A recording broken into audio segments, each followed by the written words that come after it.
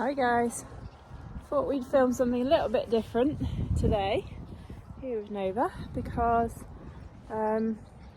it's nice weather. It's freezing cold in England at the moment, but this weekend looks like it's going to be a complete washout, windy and horrible rain, so I think our plan to go show jumping is sadly not really going to happen. So instead I thought I'd talk to you a little bit about how we got this one and those two over there, and tell you a little bit about our experience of breeding horses, what we've learnt, what not to do, what could go wrong, and all the joy that it brings you along the way. So yeah, sit back and enjoy. I'm going to show you a bit about planning all the breeding stuff, choosing a stallion, and right the way through conception to birth, and then what happens afterwards. So yeah, enjoy. Okay, so Nova wasn't actually my first foray into breeding. This adorable little filly was my firstborn child, and I spent a lot of money investing in embryo transfer for Nova's mum, Moon, and that's where they get the mare pregnant, but they then flush it out of her and put it into a recipient mare who then carries the foal for them. So I didn't want to break her competition career at the time. I didn't want to risk her either because breeding can be very risky. So 11 months later I got this little thing who was actually mostly a delight. And then at 18 months old she snuffed it. Basically she developed cancer, had a week in vet hospital, cost me a fortune and died. So that moves us on to Nova. So this is Nova and Satellite's mother here. She was an amazing horse for me and I adored her. She had so much heart. She evented to intermediate level. Oh, she had a bit of an attitude as well, it's true, but she was wonderful. However, she did not have particularly good conformation. So you can see she's very short in the neck. She's very flat across her top line. So I had to choose a stallion that was going to sort of improve on her weaker areas and really strengthen her up. So I chose this guy. He's called Escape Z. And as you can see, he's very compact. He's very strong for his top line. He has a lot of shape to his wither and his back. And yeah, this is what I ended up with. So this is Nova. And I think you can see he is a vast improvement on his mother. So when choosing a stallion, a lot of it is gut feeling. I went to meet them. I think it is important.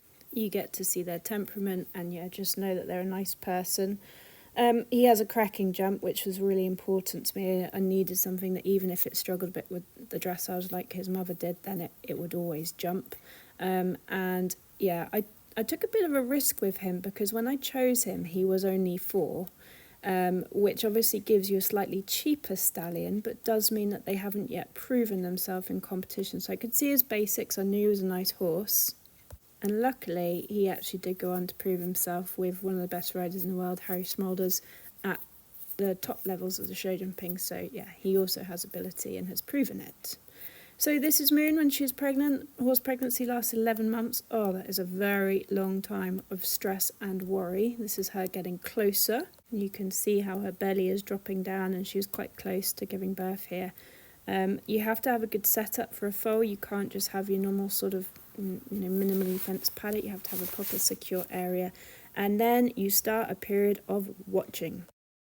It is absolutely vital that you are there when they give birth because that is when most of the problems happen. So either you've got to send them off to stud or you've got to upskill yourself, get loads of knowledge and then do it yourself, which is what I chose to do. But most mares give birth overnight, so you have to stay there, right? So I camped at the field in my horse trailer for 3 weeks, and then Moon decided to have Nova during the day. So that was great. No sleep, but never mind. Anyway, he was born safely, he was adorable, he was ginger, which was perfect. So happy days, everything was really, really good. I was really pleased with him. I bought him a little companion. I bought him a mule. Foals really do need same age company as they grow up, so you either have to buddy up with someone like me and Lucy did with our next foals, send them away to young stock livery, or like I did, invest in another one basically. Anyway, it all went smoothly. He was adorable, everything I wanted. We did a little groundwork training. Lucy came over to help, which was a very entertaining day. And then he actually went to the Futurity series when he was a foal, and he did very well. So this is a national foal evaluation series where they evaluate all young horses actually that you can enter, and you take them to, and they assess them walk, trot, canter and conformation. And he was just lovely, and he ended up being top scoring show jumping foal in the country in his year, which was great. And then he grew up, he went for hacks with his mother like this. I like to start them by riding and leading. This was one of my first little sits on. He was very easy all the way through, to be fair. Didn't mind me clambering up aboard. I do loads of preparation with them. In the spring, me and Lucy are going to be filming a series of us starting our young horses for you, so you can see how I like to go about doing it. But yeah, just very chilled at home, just clambering on and off. No stress, lots of pony nuts. Then they go out for little hacks, so he went out hacking with his mother, which was really cute. This was actually his first hack. He went off the lead, very brave. And then I put him away for the winter. Then the next year he started to learn how to jump. This is his first ever jump, which is super cute to have recorded on film.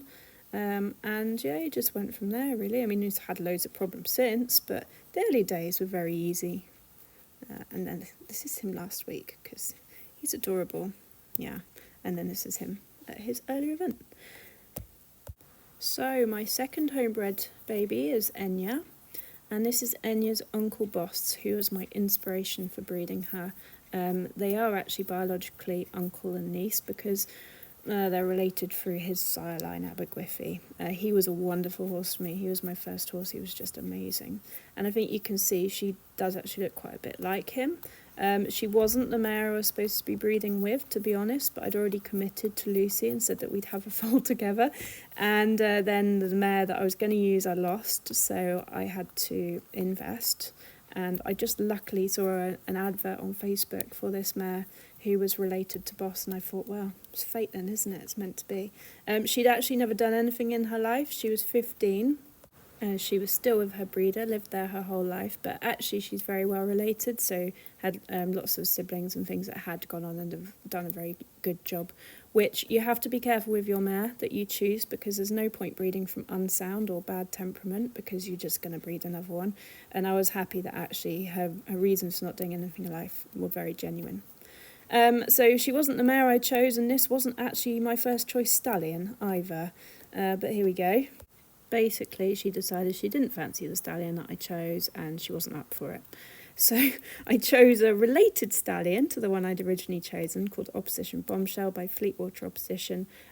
He's lovely. She's quite a nice, strong, conformationally strong mare, so she actually could have taken a number of different stallions, and I just felt I knew these lines, and that was going to work for me.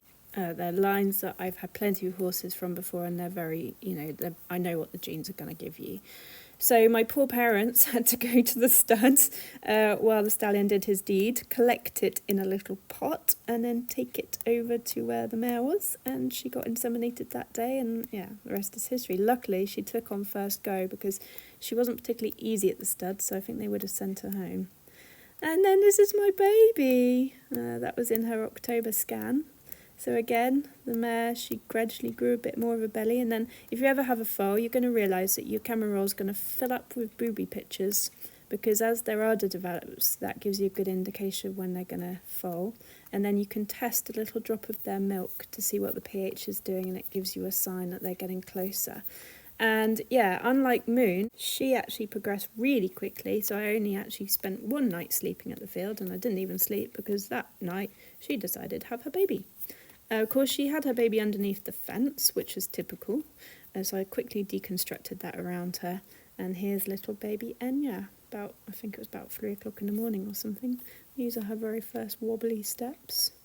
Oh, so chuffed. I got a little dark bay with 4 whites and a star. I mean, it doesn't get better than that. Well, unless she was ginger, that would be better than that. So yeah, of course I was there, and then the next day she had her vet check. That's really important, that the vet comes and sees them, they test their antibody levels, make sure they've got enough milk. And the vet was very happy. The mare did have a tear.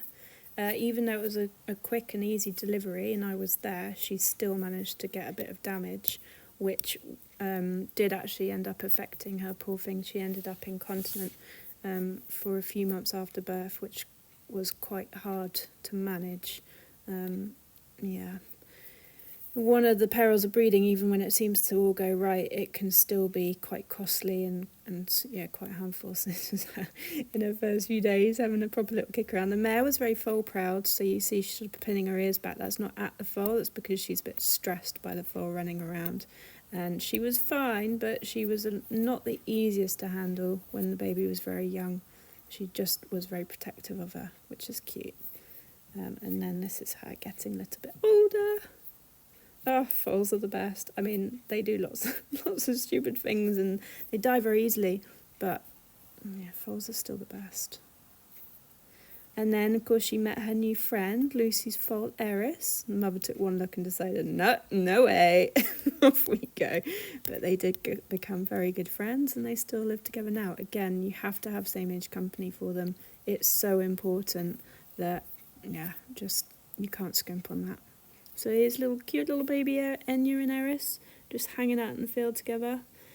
6 months later, approximately, we weaned the mares, and yeah, we've now got 2 strapping 2.5-year-olds. This was Enya as a yearling, so I'm really pleased with how she turned out actually. And this was her this year as a 2-year-old. I think she's going to be a really nice horse. So where does that leave us today? Well, Nova is 7. He'll be 8 in the new year, which is a bit scary to think about it. It's definitely a long-term project, breeding, and he's finally sort of starting to he's finally starting to be very enjoyable and sort of realise my competitive ambitions, I guess. I mean, I adore him. He's totally spoilt, and even if he'd never done a competition in his life, probably wouldn't have mattered. I'd probably still adore him. He'd certainly never have gone anywhere. If I breed, it's to keep, and yeah, so he'll live here forever, no matter what, or for as long as he's got. Yeah, so happy journey so far. Lots of ups and downs, but happy journey. And then take you and show you the fillies as they are now. And here are the fillies. Oh, and a mule. He's not a homebred, but I will tell his story at some point as well. So this one in the middle, this big old girl here, this is Lucy's homebred, Eris, and she's lovely, aren't you? She's very sweet, very amenable. She's going to have a bit of sass, and there's quite a determined no when she sort of thinks she doesn't want to do something, but I think she'll be fine. I think he'll be quite easy. And then this one on the other side of me eating this bit, this is mine, Enya, and she's lovely too. I think she's definitely going to have a bit of sass, and she's probably going to be the more difficult one, I think, to get going under saddle. She's got a very determined no, and hers is more dramatic than Eris's, but that's a bit her breeding, to be fair. I knew that she'd probably have that, but she really likes people, and I think she'll enjoy work, so I think we'll be alright. Anyway, so this is what they look like at the moment. What are you doing, you idiot? It's what they look like at the moment, basically just muddy, hairy, in the field, not doing a lot, which is exactly what 2-year-olds should be. They are, I guess, 2.5 now, and then in the springtime, when they turn 3, we can start doing some things with them. Are you eating that? Are you? Yes, thank you. Anyway, they're also joyous. I very much enjoy being eaten by them all. They're just good company. They're all very sweet, very easy, and yeah, this part of the journey is enjoyable too, even though it's a blooming long wait for them to actually get under saddle. You have to enjoy the pet stage as well, don't you? Yes. Anyway, so that's where we all are. Touch wood, today everybody's still alive, and that's the main thing you can ask for. So this is Flora, who was my mare. I bought her as a 5-year-old, loved her breeding. Had never had a mare before, had avoided mares like the plague, but she was a Jaguar male and I was obsessed with Jaguar male at the time. So Flora is 80% thoroughbred. She had a really good jump. She was pretty neat and tidy, little bit careful, so she'd have a stop in her if you weren't quite right, and she had quite a short stride. So I put some video in a second and you can see.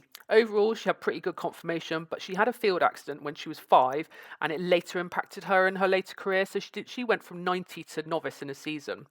As you can see, she's got good top line. She had a good length of neck, a little bit over in front, and I wanted her a bit more uphill, but she was also quite short striding. I've got this trot up video from Riding Club Championships, and you can see she has not got a brilliant length of stride, and she was very average. She found the dressage tough. So when I decided I was going to breed from her, there was a few things that I wanted to make better as such. And one of them was her jump. As you can see, she'd go quite high over a jump and quite round. She didn't have the best technique, and she'd land. There you go. You see, she can land a bit steeply. And so I wanted a horse. I wanted the improvement to be just a bit more of a conventional jump and a longer stride. And I thought those little things with her temperament would make a super horse for me in the future. So this is the chap I chose, Chrysler Key.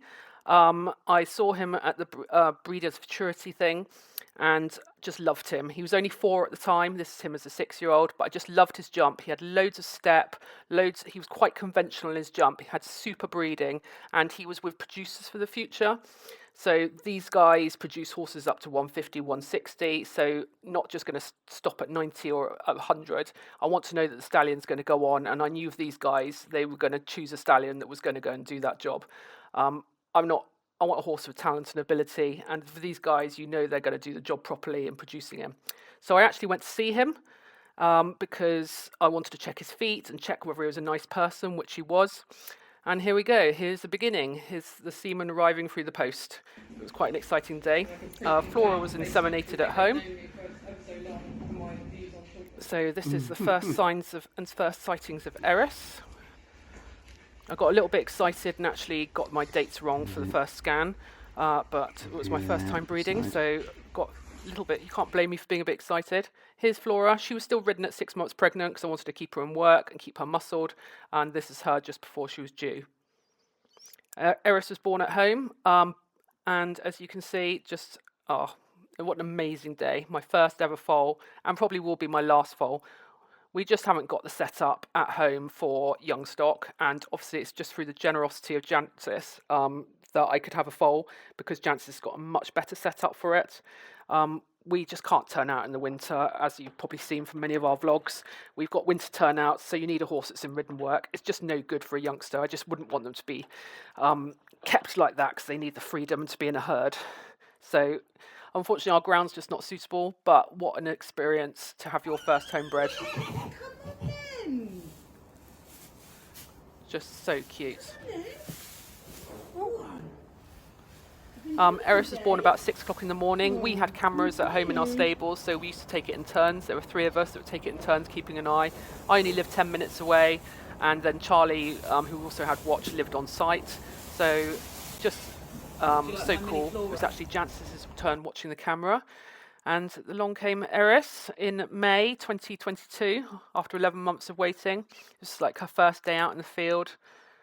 As you can see, Ellie and Enya in the background, who were absolutely mesmerised by the foal. Didn't quite understand what it was. Anyway, isn't she just wonderful? So we had a special field built for her.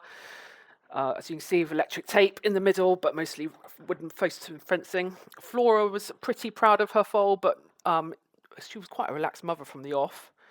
And so Eris turned out, as you can see, she was slightly over the knee. She was a little bit of a big foal, but we just hoped that would straighten out, which actually it did with time. But it took quite a while before she stopped being quite so over the knee.